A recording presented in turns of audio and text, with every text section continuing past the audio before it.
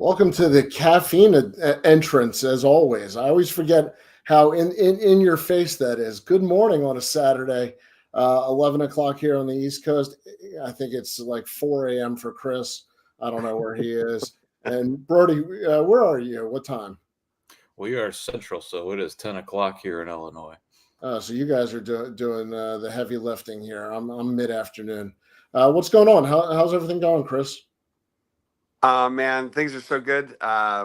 Just busy. Like it's a really fun time in the hobby right now. There's two new shops that just opened up in Burbank and David Adams in New York, and yeah, it when you see places open up at retail, it's a good indicator that things are going really well in the hobby.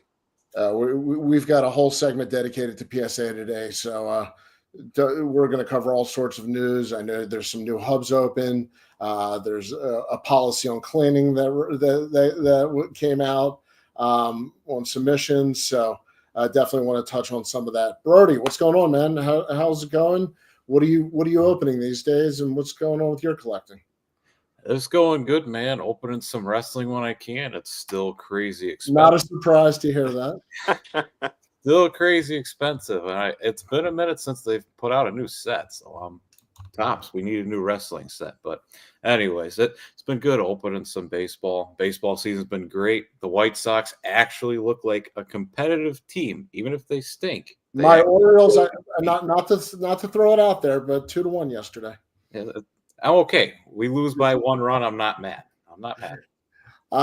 We might be racing for the bottom this year, unfortunately. It's been a sad year. You know what? You just brought up something. I'm going to veer off topic real quick. Patch cards in WWE and UFC. Thoughts on patch cards in general, Brody? And do you like to see it in WWE and UFC? Yeah, I'm excited for that. I think it's great because these wrestlers have big time matches, and I think with especially the higher end sets, Topps will put a note like this is from this specific match at this specific event. I think it's cool. We had some patch stuff with Panini, but not a whole lot of stuff. And with Fanatics being with Topps, they'll be able to get really specific material from the wrestlers. So I think it'll be really cool. Chris, how often are people, when they're grading, is the patch a real big part of the grading process? I mean, the threads and all that. I mean, does that play into it at all? I've never actually asked. Yeah, honestly, it's not as big a deal as it was when I was on the manufacturer side. Patches and patch swapping was a major concern when I was at Upper Deck, and while I was there, I was talking with the president, and he was like, "I got something coming down the pipe. I got something that's going to make this better," and I was like, "It better be good, man. Like, this is a problem." And for Upper Deck to share that for Connor Bedard's rookie season, that they are actually slabbing cards and imaging them to create an image database of all the different patches is a really big deal for the hobby, in my opinion. I think that one of the reasons that we didn't do it when I was there is the more you handle cards, the more issues that can the more they're all condition sensitive, right? So you want them to be hard signed. You want the athlete to handle them. The athletes don't always know how to perfectly handle They're them. not exactly graders themselves. Yeah. So for them to come up with this program is, pretty amazing. It shows the hobby focus. Whereas I think some of the other manufacturers may not be as understanding to the plight of collectors, and how they may have been burned by fake patches or things along those lines in the past. I'm really impressed and happy with what they came up with there for again, Connor Bedard's rookie season in the Cup. Can you just piggyback on that a little bit? Because I'm not sure people are aware always, because patch cards are so limited. The patch card world can get expensive quickly, and there's some real big niche players. What exactly is faking the patch? What were people doing? Yeah, so I don't want to give them the secret sauce on how to do it, In general, were they taking one out of one card, putting it in but there another? is a way to, you die cut out what patch you want to put into to a card, and there is a way where you could separate the card and remove the patch that's in there. You have to do it very carefully. Obviously, it's more often than not, people totally screw up the card with this type of process, and make a terrible mistake. But there are a few that can actually get this done. And if you take a white swatch, let's say for the Toronto Maple Leafs, and then replace it with a brilliant C for the captain, or something else really unique, that card can sell for 2 to 3 times the value. And uh, there were enough bad actors in the industry that were doing that, that it created a gray market, if you will, where people were creating these augmented cards.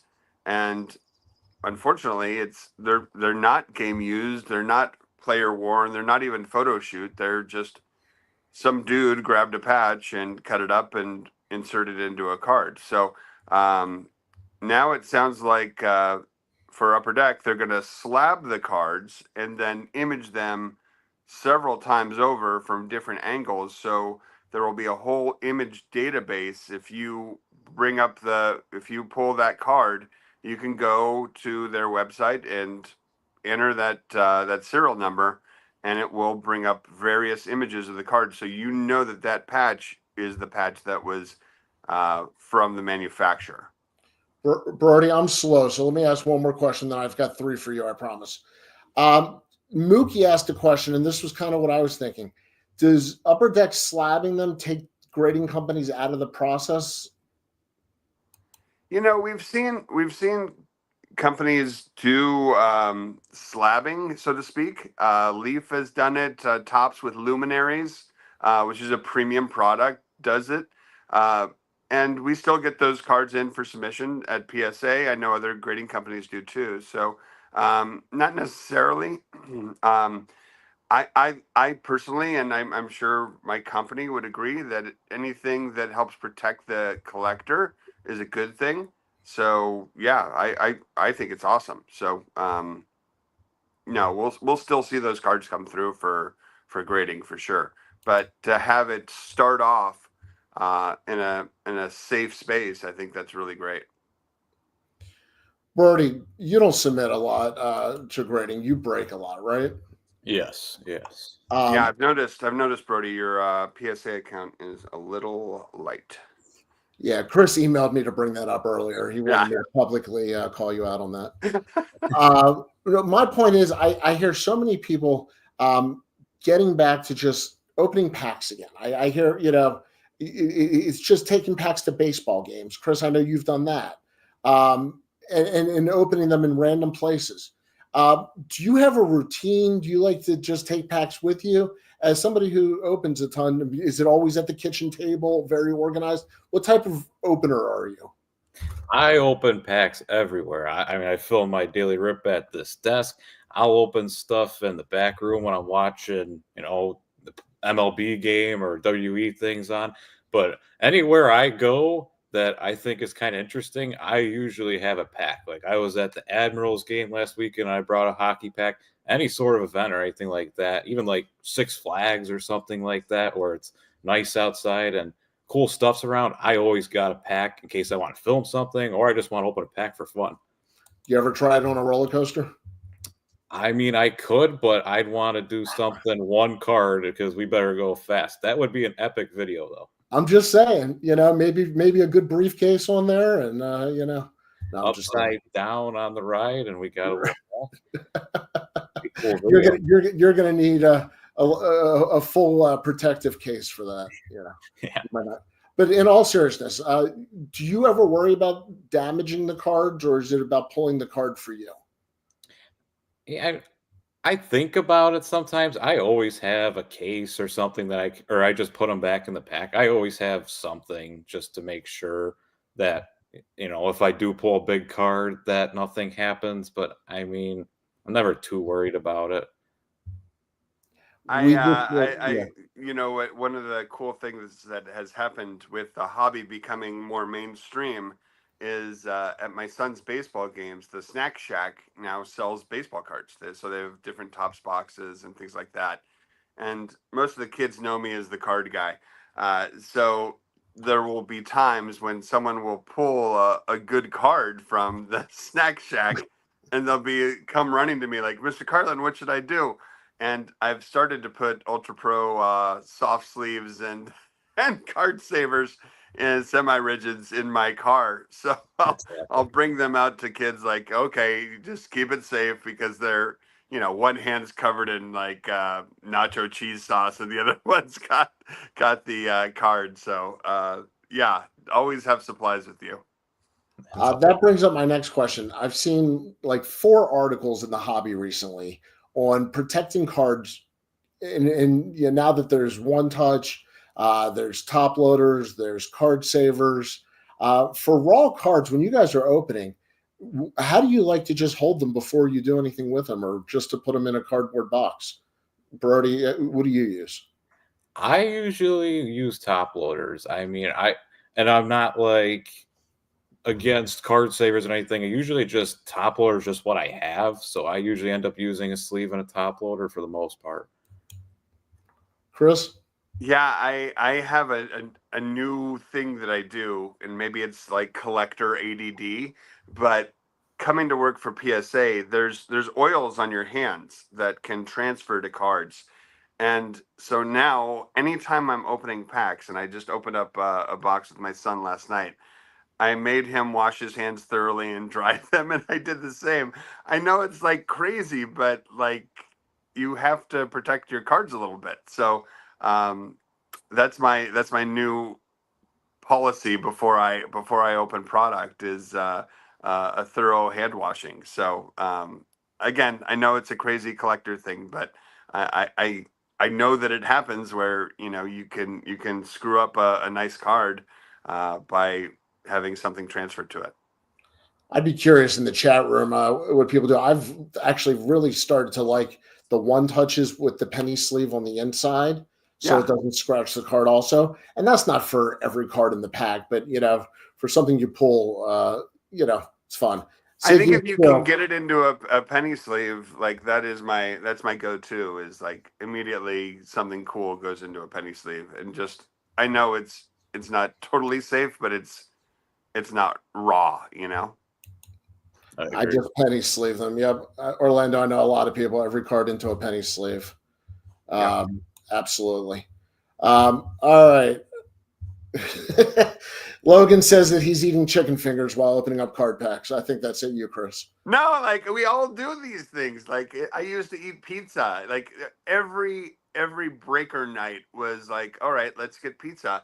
And like it's the worst thing you can have is greasy hands and extremely collectible cards. Like it's absolutely going to transfer. So I've just gotten weird and a little ADD, I guess, with this.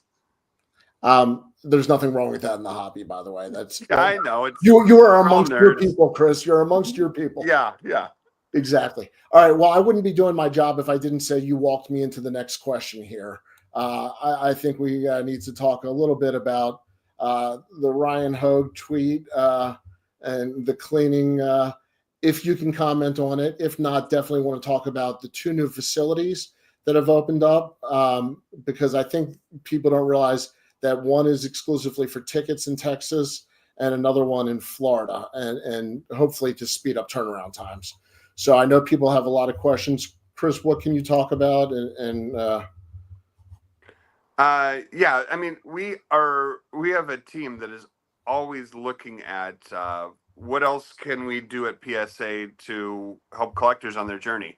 We have a mission statement: make collecting safe, easy, and fun. It's something I really believe in. Like that's an important mission statement, and we're always looking at what collectors would like from us in terms of services.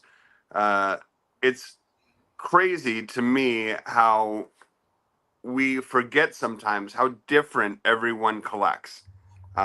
Every collector is different, even though we all are, like you said, like we're all nerds. I'm in a safe space, but we all collect in different ways. I collect different than Brody does. And because of that, it's important for a company like PSA to know, what services do people like. So we frequently put out surveys about collecting habits and what services can we offer that collectors might be interested in. For some reason, this recent survey where we were looking at, a variety of options that we could give collectors has stuck out with one thing that we put on there, which was um, cleaning up the card a little bit, doing some basic uh, cleanup for it. And right now, graders actually do some minor touch-ups to customers' cards when they come in. If someone has a big thumbprint on a card, they'll clean it up a little bit with they're not using solutions or different materials like that. They're using a microfiber cloth and cleaning it up, touching it up.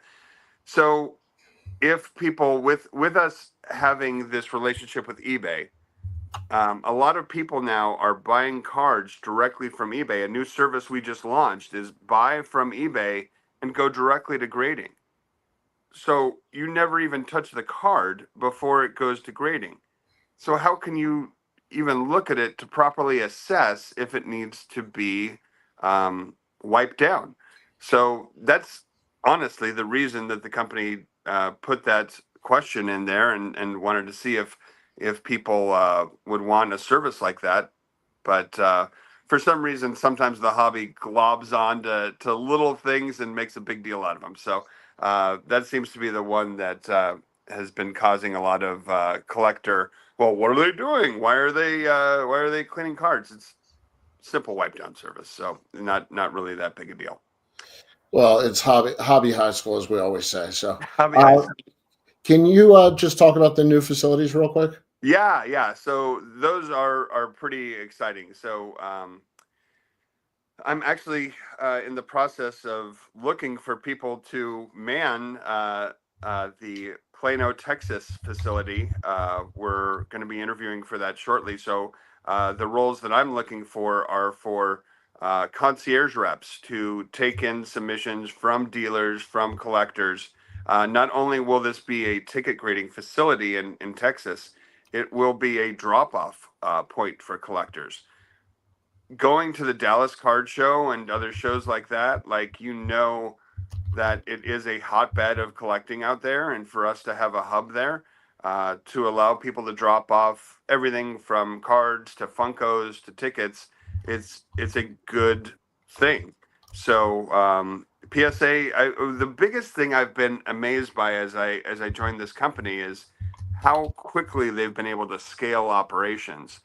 And it's crazy for graders. Like when we launched Tokyo, we had graders working in our Santa Ana facility for 6 months who were going to be graders in Tokyo. Like that's how much they invest in people. And I think that's pretty amazing and awesome. So it's been really cool to see how big the company has, uh, the levels they've gotten to with a facility in New Jersey that's fully operational and Tokyo. But the craziest thing to me is the grading consistency. That if I take a card uh, for grading and I drop it off in a location, New Jersey, California, or Tokyo, the consistency of the grading is frighteningly accurate. So that's pretty cool to see. I often say like our graders are just a different level. Like it's something I never could do. Like as much as I train myself to look at cards or things like that, like I still miss a crease or little things. And the grader, I'll talk to graders sometimes, and they'll be like, "It's right there. How do you not see this?" I'm like, "I don't know, man. Like you're, that's what they pay you the big bucks for." So Graders are a different animal. It's really cool to see the consistency they have and how good they are at spotting things. But then the other facility will be in Florida, and I think that will be another great opportunity for us to continue to scale and give regionality to get things back to people quicker. So yeah, I think it's going to be exciting to see what comes next. Awesome. Brody, I'm going to switch over to Fanatics Fest because not that you're going and not that you're an expert on it, but the amount of coverage for not just the card show, but the athletes signing, the interactive wrestling, UFC, all the corporate entertainment. Is that the type of show you could see in the future being more interested in? Does that appeal to you more, or are you a pure just cards only? I could see it to the general sports fan being the bigger show because, like, the athletes are there and the athletes are doing things there and contests there. I think to the broader sports fan that, maybe they somewhat collect cards, but they're just a huge Patriots fan, so they get to see Tom Brady or whatever. I think it appeals more to them. But I think to the card collectors, it's kind of split. I mean, I know there's a lot of people that like going there, but shows like the National, I think, are still, at least to people like me, that, I mean, I love sports, but I love sports cards too. I think appeals more because of just how much is there in terms of different vendors. Chris, experiential athlete, initiatives are very hot, and Fanatics is certainly doing that. Upper Deck, continues to sign athletes to deals, and who knows what they're going to be doing with them. Can you just your opinions on where the market's going with actually working with the athletes and what Fanatics Fest is trying to tie that all together? Listen, I went to Fanatics Fest last year. I had high expectations for it.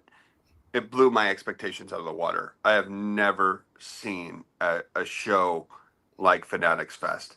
Um, they really tried to make it like a Comic Con. So one of the cool parts about Comic Con is all the people that are in cosplay, that are dressed up, and you feel like when you get there, you're in a different world almost. And so for them to do something cool with regard to having people dress up and giving prizes out for people who are dressed up like their favorite Like I was walking around and I was like, oh, there's the Iron Sheik and there's Tom Brady. Not the real Tom Brady. He was walking around there too. Like it was crazy. One of my favorite pictures I have is I was trying to go down the escalator and Dana White was coming up the escalator with like three state troopers and like this huge crowd, and I'm like salmon going upstream. Like there's no way I'm getting down the escalator. And but that's what was so cool. And you're walking around and there's Livy Dunn dressed up as Paul Skeens, and like it's like where am I? And it's a show like I've never seen. It's like it's okay to collect and just be a total nerd for sports you love. I we are not going to be there. PSA is not going to be there, but I'm absolutely, would I choose to take my 12 and 13-year-old to Fanatics Fest or the National? It's Fanatics Fest, and I'm really planning this out. Like, how do I take my kids to this? Because it was again an event like I have never seen before in the hobby. So what I hoped for when Topps was initially purchased by Michael Eisner was, okay, this guy's going to elevate the brand. He's going to do things that have never been done before. He's this entertainment icon. He's going to do these cool things. Well, he didn't. And it took someone like Michael Rubin and his team to elevate it a little bit. And listen, there's a million different things that we can say that we like or don't like about Ruben and Fanatics and the Topps acquisition, but they do some really great things like Fanatics Fest that bring you closer to the hobby you love and closer to the athletes you love. Literally, you could be at a table and you turn to your left and there's freaking the real Tom Brady. Like it's crazy. So I think it's a really special event. I think if you do not go in its infancy, you are going to miss the opportunity uh, to be close to some of these athletes. I think it's just going to get bigger and bigger and bigger, and you'll miss out on how intimate it currently is. My real big beef with Michael Rubin is I bought an entirely white outfit and have not been invited yet. Yeah, it's So tricky. I don't know if it's the chicken or the egg. I don't know how this works. Yeah, but No, but I mean, honestly, there's a whole VIP area. Like, when's the last time you saw Jay-Z and Beyonce at a trading card show? Seriously, like, what? And I'm like, there's flipping young Ho, like what's going on here? So, yeah, I think it's a pretty crazy environment that they've created, and a good thing for the hobby for sure. I went last year and share a lot of your sentiment, but I will say I think this is a pretty fair comment. It sounds like a Super Bowl card show and a baseball all-star game fan fest. Fun event, but not real great for finding cards I needed. I could see that. You're not going to get it's not the National for cards. Strictly for cards at this point, it doesn't compare. You're not going to find rows and rows and rows to go through for set collectors. I didn't get that vibe. I got a vibe of a lot more dealers, a lot more modern, and a lot of the athletes that were actually at the event. Yes, a lot more modern. So yeah, it is not a vintage card show by any stretch for sure. Rex, are you guys going? I'm just curious. He says they've expanded their space dedicated to dealers this year. I'd be curious if any dealers on here are going and what they've learned so far. But the autographs are ridiculous. And I know that it was a first year. There were some things to work out on the autograph side, but my understanding is they've worked all that out. Brody, how big are you into autographs if you go to a card show? I like getting and meeting athletes, but at the same time, like I feel like then it takes away from the card show kind of because I got to dedicate this time and I got to be there at a certain time. But I mean, if it's somebody that people really like, I get why they do it. Definitely. Do you see the average person, and this is in general, I think the autograph prices have gotten expensive. And I know to get these types of athletes, that there's going to be a cost there. Do you have a break-even point, Brody? Like up to $50, you'll take anybody? Yeah, I mean, like I think like that $100 range is like, like $100 range, I think is good. I mean, but you see at the National, I'm sure at Fanatics Fest too, some of the people, like Mariano Rivera is like $450. David Ortiz was supposed to be there. I think he was like $500 when he was scheduled. And I mean, yeah, they're Hall of Famers and stuff, but that's a lot of money for a quick little autograph, and it sits on your wall, Hey, I'm looking at Chris's background. He obviously has no interest in memorabilia or autographs or anything of the kind. Are those signed? Any of those? Oh yeah, they're all signed. And I have never done gotten an autograph at a show, believe it or not. So I am a big believer in send-in signings. So I think those are definitely cool. But nothing that I've got is done at a show. Now, usually it's because I'm busy at shows. Like I'm always working for a manufacturer or with PSA today, so I don't have a lot of extra time to stand in the line. That's the thing that I think just drives people crazy, is that line. Now, granted, the line is filled with collectors and everyone has an interesting story, and so it's good line gossip. It's better than being at Disneyland waiting for a line and a ride in a line. But yeah, it's not something that I've done before. My son got a couple autographs. I don't do it. I will say those interactions with the athletes, Bo Jackson and Allen Iverson specifically, were so positive. He's going to be a fan of them forever. And they weren't. I mean, they were on the mid to lower end of cost compared to some of the other guys.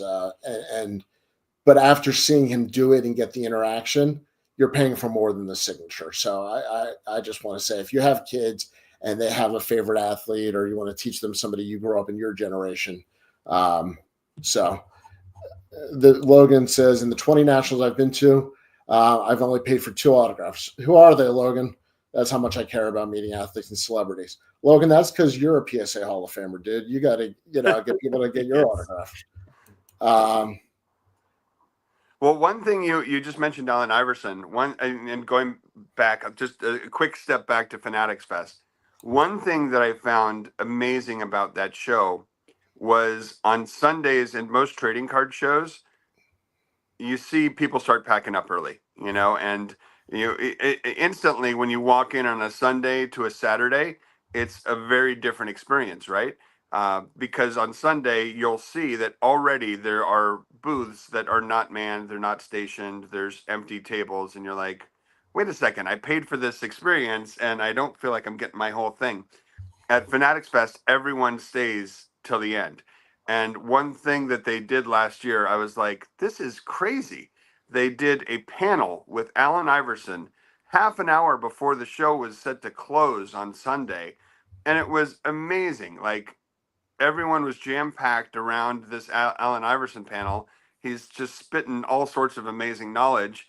And the show is still like highly functioning and totally, you felt like Sunday late afternoon was a Friday at 6 o'clock, So I kudos to them for that. I think that was really surprising to me. From getting your bang for your buck for a 3-day pass, to see it still busy on a Sunday was really cool. Stuke says, some of us old timers were spoiled on the old prices and free events for autographs. Yeah. Nothing like talking to George Mikan or Warren Spahn when getting an autograph. Warren Spahn was great. Very true. Also, want to give an update on Hobby Hotline in general. Meant to do some housekeeping at the beginning. We are going to the every other week model. So starting in June, it will be the first and third weekends, Saturdays, and that'll help rotate and help with the schedule a little bit. So just want to clear that up. John has made that decision to go to two weekends a month, which is probably more than enough of us anyway. Moving forward, Brody, baseball. Who's the cards? If price wasn't an object, you'd be chasing, because there's still runway. There's still some upside. There's a lot of people this season that have been showing out, and I know I live in Chicago, and Pete Crow Armstrong's having this great year, but not mentioning Pete Crow Armstrong. Cal Raleigh on the Seattle Mariners. I know he's in an interesting market in Seattle, but that man is got a great average for a catcher. He's hitting home runs, and his cards are not that expensive. I love Cal Raleigh. If you're going to invest in somebody, that's my play right there.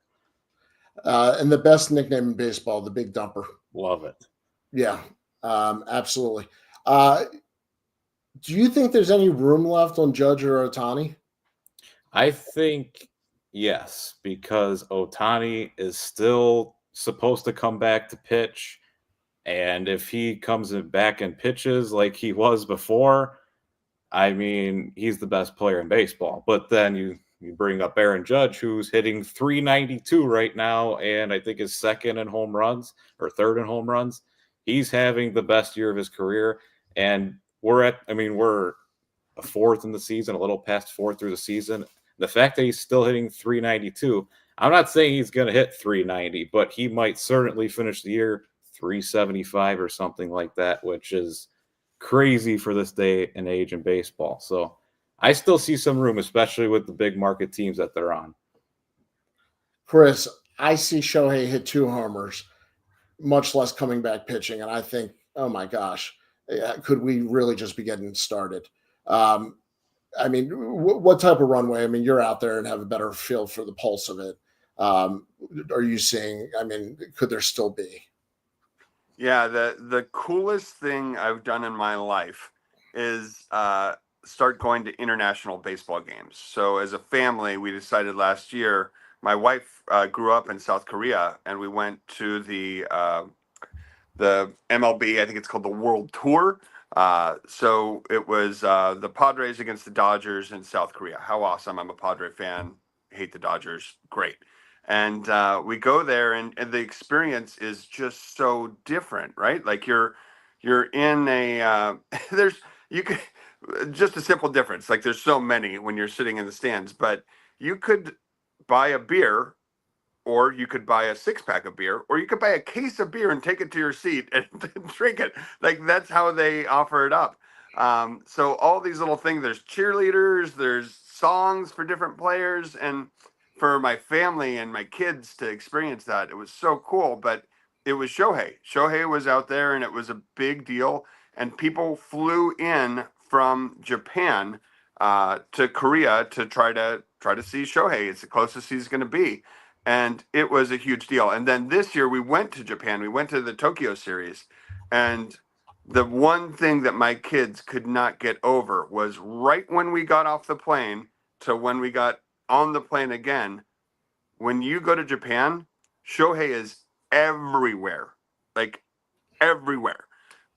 Watch commercial, just everything you could think of for an athlete to promote, he's doing it, and it's a whole different level of fandom for Otani, and rightfully so. Like he hit a home run there, and the other thing that was interesting about Japan that was different than Korea is everyone is deathly silent between pitches.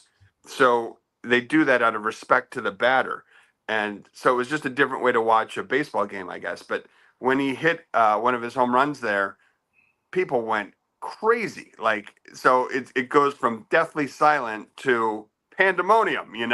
So it was a different way to watch a baseball game, a different experience. But long story short, the worldwide interest in this player is something like I've never seen before. And I gave out I think it's funny. I know this sounds terrible, but as a Padre fan, I think it's really fun to give Angels cards of Shohei Otani to Dodger fans. Like it's just like a little jab I can do.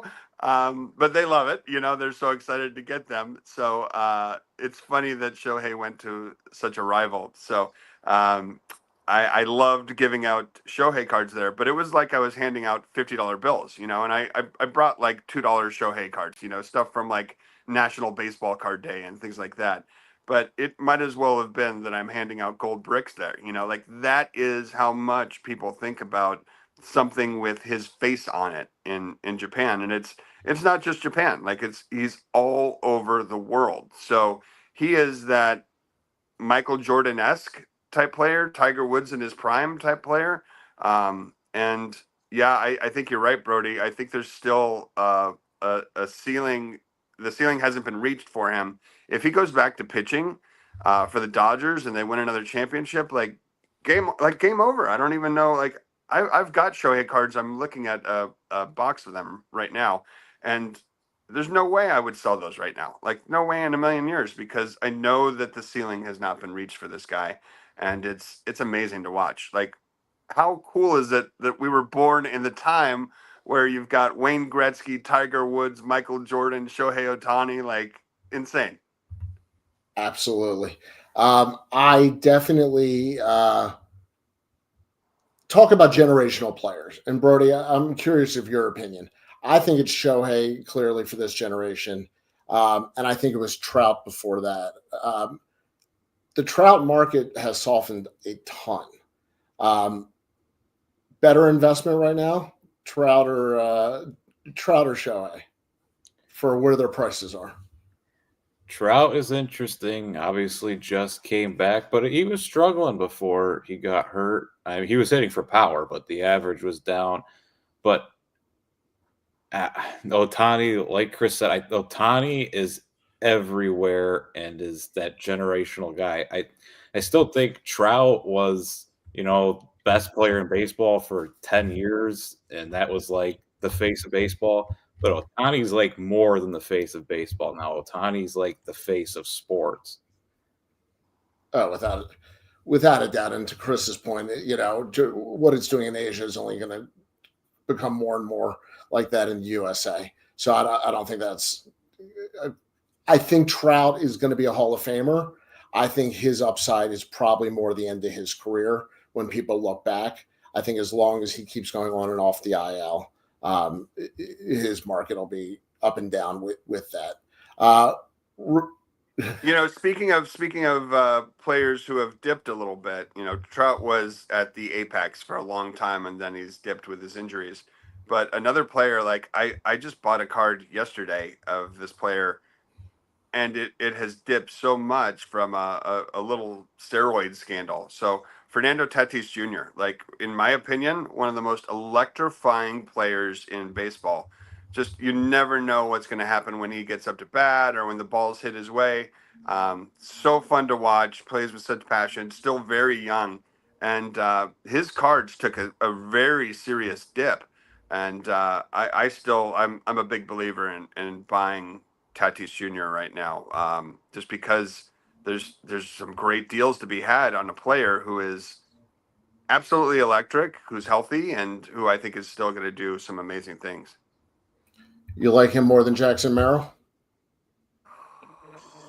Danny, it's like asking me who's my favorite son. I like. You can answer either question. I Chris. like them both in different ways, Danny. Don't make me choose. How about Machado? Machado is my favorite. So yeah, he's number one. Yeah. Oh, he's a former Oriole, so I understand that. Yeah, he gets a bad beat, and I've told this story to a few people, but I'll share here publicly. I don't think I've ever shared this before. So, my youngest son had just a wacky thing after COVID happened. He was on the playground and bumped heads with another kid, playing tag, and he didn't realize it at the time, but they hit heads so hard that he fractured his skull, severed an artery, and had a brain bleed. And he's at school, so it's they're out of COVID, and it's the first time you can go to recess again, and this thing happens. So I got to call at work that there's a problem because he's crying and he doesn't know what's going on, and they didn't know what's going on. Like it's not like there's blood, and my wife goes and picks him up and takes him to the emergency room. And at the time, you could only be one family member in there because it was still COVID. And the weirdest thing happened where a side door opened in the hospital, and I was outside, and a nurse waves me in, and she's like, "You have to come say goodbye to your son." And I was like, "This is nuts." That surreal moment as a dad, like, what is going on here? And they had to medevac him to Radius Children's Hospital in San Diego. He had emergency brain surgery. Everything's fine. Like he just came up and gave me a hug. He's on his way to baseball practice. Amazing that children are so resilient. But here's the Manny Machado part of this.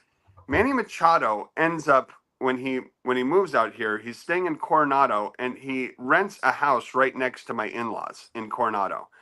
And my father-in-law is a huge Padre fan, and Manny is out there walking the dog with Yane, his wife, and my father-in-law is on the porch, waves to him, and they're like, "Hey, what do you do?" And he goes, I work for the Padres." And my father-in-law is like, "Oh, I love the Padres. What do you do?" And he goes, "I play third base." And my father-in-law about dies. But so they strike up a friendship, right? And they share that my son had this experience, and my son loves playing baseball. He was playing outfield, and he wanted to go back and play, but they made him wear like a John Olerud hard hat out there, just to protect his skull when he's in the field. And he thought that was the worst thing ever. Like, everyone's going to think I'm weird, what have you. Well, Manny hears about this, and he says, "Bring Drew down." So we bring Drew down to Coronado. He's got to play a game later that day. He doesn't want to wear this helmet. Manny signed the helmet and gave it to Drew and said, "Hey, little guy, keep this on your head until you're feeling better. I got you." And for him to show up to the game with a Manny Machado autographed helmet that he's out there playing in was the coolest thing ever for a guy to do. And you know, there's a lot of stories about players that are good and bad, but I want to collect cards. I want to collect things from people who are good. And I tell you what, Manny plays hard on the field, and there's a lot of things like, oh, he's a jerk. He plays too hard. He's too serious, what have you. But off the field, he's a really special individual. So that's my. I might have made Manny Machado cards more expensive now because they're actually a pretty good deal. But I think he is just one of the most special guys in the game. I love that story. Philly Joe says, awesome story, Chris. A plus. You have not shared that. Thank you. Yeah. Real quick, and Brody, I'll throw this to you. Any living guy is going to get to 500 home runs? Rex is asking. And I love this question because Trout's at 387. Stanton's the only player with more than 400. Most people would think Judge is. Does Judge have 50 homers in him for 6 more years? Or yeah, I think Judge will. It might be close because he's a little bit older, but I think he will. I think Trout has a shot, but he'd have to stay healthy, and that hasn't really been happening. So we'll see. But I think Ohtani could too. I think Ohtani could. Machado has 348. I could see Machado if he has 1 year, and he's 1 year younger than Trout and Judge, which I didn't realize. I could see Kyle Schwarber too because he DHs every day, so he'll have a long career, and he's already at like 300 something. Well, I think that's the issue with Stanton and Trout. Somebody put in the chat earlier, availability is the biggest ability, and there's some truth to that for staying on the field. And Shohei, because of the DHing, will get the at-bats, but I don't know that hopefully he doesn't get hurt again. Yeah. So, all right, I want to wrap it up on the home stretch here. I had something I wanted to specifically ask, and of course I can't remember. NBA Finals, NBA playoffs, real quick. Cards and players that obviously SGA has helped his market a lot, but who else in the NBA are you guys excited about, or you think turned the corner in the playoffs? Obviously Tyrese Halliburton has shown some great flashes. That guy's really fun to watch. He does it all. He has down games, like in Game 5, he didn't really do much, but he doesn't turn the ball over. Great fundamental player. I'm going to throw one at you that you might not know much about. Terrence Shannon Jr., Minnesota Timberwolves, started getting some minutes in Game 3 and Game 4 of that series, and he's electric off the bench. He is going to be a huge part of the Timberwolves going forward, so keep that name in the back of your minds. I think it might be a pump and dump, but I like the tip. He's an Illinois legend. I love Terrence. Okay. There we go. I've had something controversial to say about NBA playoffs. Go for it. No. This needs to be made clear. This is me as Chris Carlin, the person, not Chris Carlin from PSA.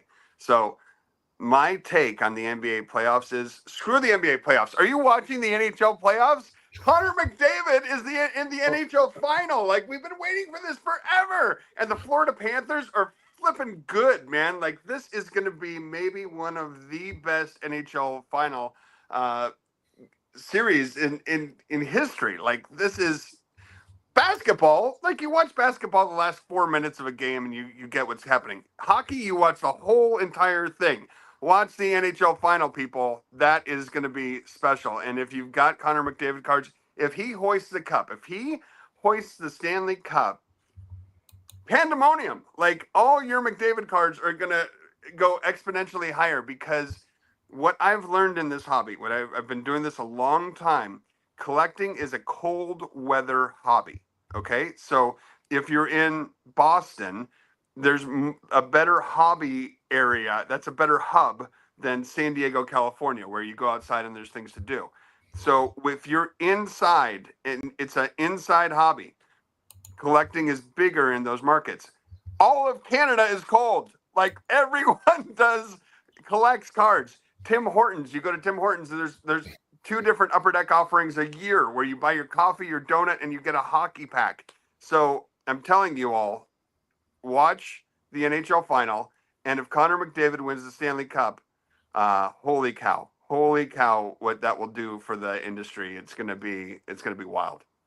Can I ask a question? How quickly will you see an increase in submissions? Is it within days? Does it take a couple of weeks to see it? I mean, no, it's just like the hobby. Like if you go on eBay, like cards, it's always kind of gruesome that when an athlete dies, there's a whole bunch of new eBay listings. You know, Ricky Henderson was one of the more recent ones that I can remember.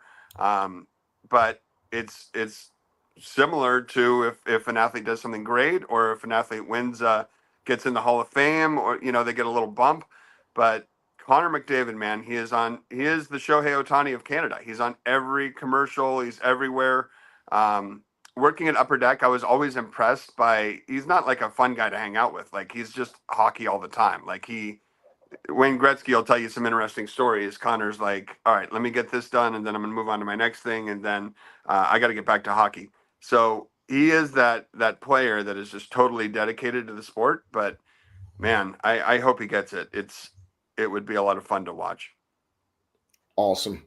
Brody, you follow the hockey playoffs? A little bit. I was a little sad when my Brody, watch the final. I will. The Jets getting out kind of made me sad. I'm a big Jets guy. I don't know why, Okay. but I think it'll be great. Especially it'd also be the first Canadian team to win the cup in 34 years or whatever. So it'll be interesting. Also got Matthew Tkachuk, maybe my favorite player in the league. I love Matthew Tkachuk. That guy is a beast. You're right there. First of all, anytime we can work Tim Hortons into a conversation, it's a good show. Just send the coffee and donuts. Good comment here. Shay is also from Canada. Yes. What was the stat that you guys might have heard? Also, 7 out of the last 8 NBA MVPs are international players. So just following the theme that we were talking about earlier on international collecting and international excitement, it's more than just Shohei. I think we're seeing it in all of it. Orlando, who is in Florida, says Panthers are underrated. 3rd year in a row playing for the Cup. Excellent point. They're a really good team. Yeah, totally agree. Mick Abel, debut MLB patch game, thousands of cards sold that day. Interesting on Mick Abel. All right.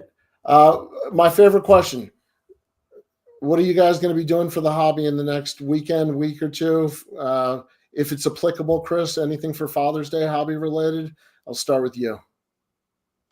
For Father's Day, I just found out that I went to a trading card show in San Diego, front row card show, and a little shout out to them. Holy cow, any front row show you go to, like, it is a really cool experience. They bring dealers and people. So we were super surprised. It was the best show PSA's had in the San Diego area. But at the hotel we were at, there were a few things going on. One was there was a boxing match that night. So I got back from the show exhausted and grabbed my kids, go back down to the venue and take them to a boxing match. So fun. Like it was great. They should do more of that at trading card shows, have a boxing match on the side. But they were promoting a brunch for Father's Day, and I'm a big brunch guy.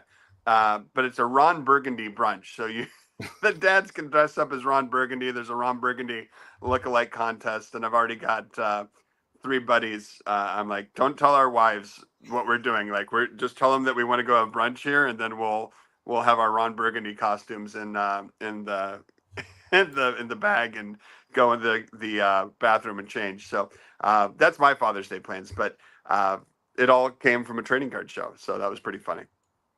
Real quick, we get one more question in. Eventually, will Boca Raton PSA accept submissions?